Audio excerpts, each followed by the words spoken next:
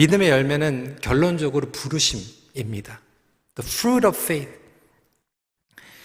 계속해서 이 공통적으로 믿음이 어떻게 드러나나? 39절, 40절 말씀입니다.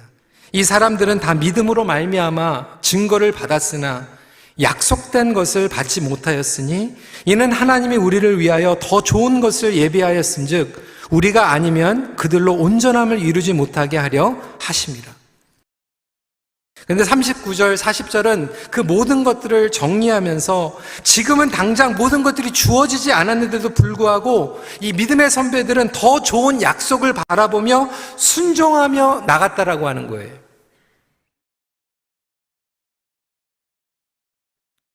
어제 목자 목녀 세미나에서 백은실 대표님께서 이 감정도 사실 근육이라고 말씀을 하셨는데, 감정도 근육이지만 믿음도 근육입니다. 하나님께서 우리에게 겨자씨만한 믿음을 허락해 주셨다면 결국 그 겨자씨만한 믿음을 가지고 우리가 함께 그 근육을 워킹 아웃 해야지, 그리고 조금씩 순종과 부르심의 발자국으로 나가야지 그 믿음이 성장하고 자라고 깊어집니다.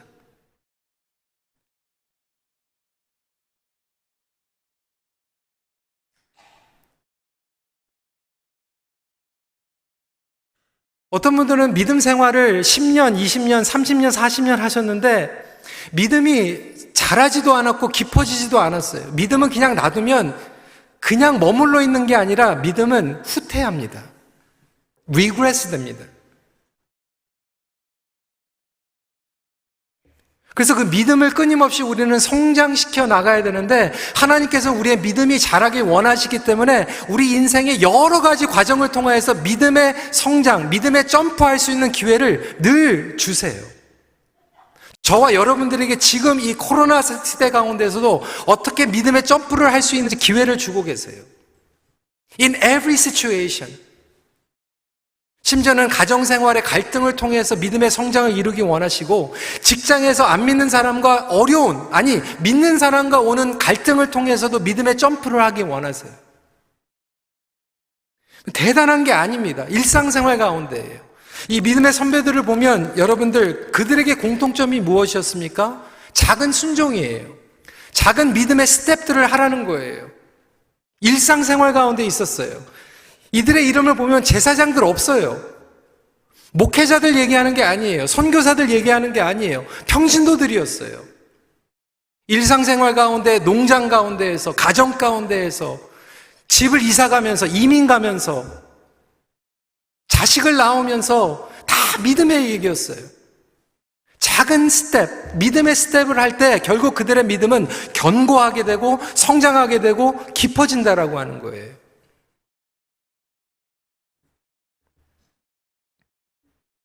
심지어는 기생 라합에게도 마찬가지였죠.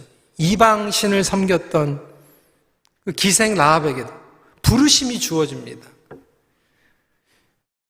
과거에 어떠한 상처, 죄, 실패 가졌든지 상관이 없이 오늘 이 시간에 저와 여러분들에게 믿음을 성장시킬 수 있는 기회를 주신다라고 하는 거예요.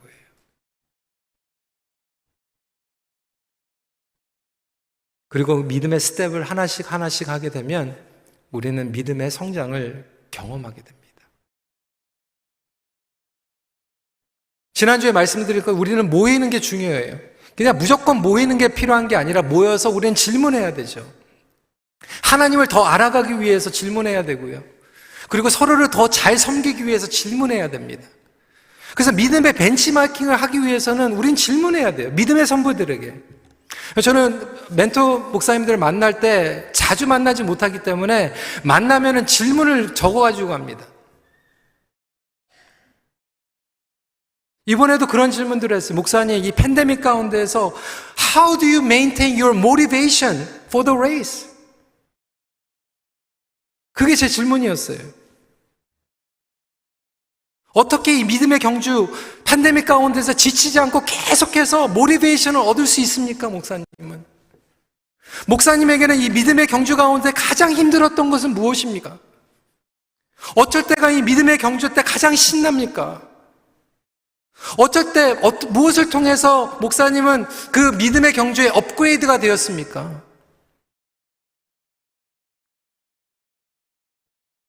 우리가 목장에서 모였을 때 그런 질문을 하면 얼마나 좋을까요? 그 벤치마킹 하는 거예요. 내가 믿음의 경주를 하면서 이렇게 힘들었는데 하나님께서 은혜를 주셔서 이렇게 극복했습니다. 그걸 서로 듣고 벤치마킹 하는 거예요. 그래서 우리의 믿음의 좋은 부모님들이, 믿음의 목자들이, 믿음의 장로님들이, 믿음의 목회자들이 서로를 함께 나누며 그 믿음의 성장의 열매들을 맺을 수 있는 믿음의 공동체. 어떤 분들은 믿음의 사이즈만 커지는 게 아니라 깊이를 원하는 하나님의 뜻을 발견하시길 바랍니다. 여러분, 믿음이 어떻게 깊어집니까? 하나님의 방법은 항상 똑같더라고요. 인내하게 하는 것, 용서하게 하는 것, 이해하게 하는 것. 나와 다른 사람들을 이해하고 나랑 정말로 뛰어가지 못할 것 같은 사람들 품어주고, 나는 빨리 뛰어가고 싶은데 뒤에서 뒤따라오는데 너무 늦으니까 조금 기다려주고,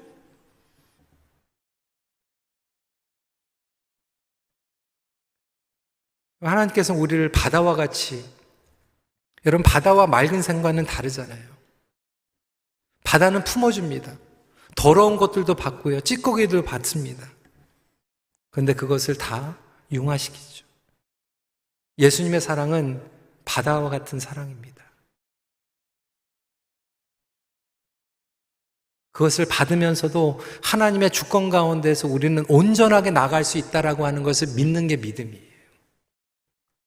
다른 사람들의 치부와 어려운 것들, 수치, 연약함이 있는데도 불구하고 그것을 용납해주고 받아줘도 하나님께서는 하나님의 뜻을 이루신다라고 하는 것을 믿는 것이 믿는 거예요. 내 방법대로 안 되면 안 된다라고 하는 믿음이 아니라 그것을 내려놓을지라도 하나님의 뜻은 여전히 이루어진다라고 하는 것을 믿는 믿음으로 나아갈 수 있는 저와 여러분들이 되시길 간절히 기도합니다. 그때 우리 부모님들이 자녀들을 기다려주는 믿음을 갖게 되는 거예요.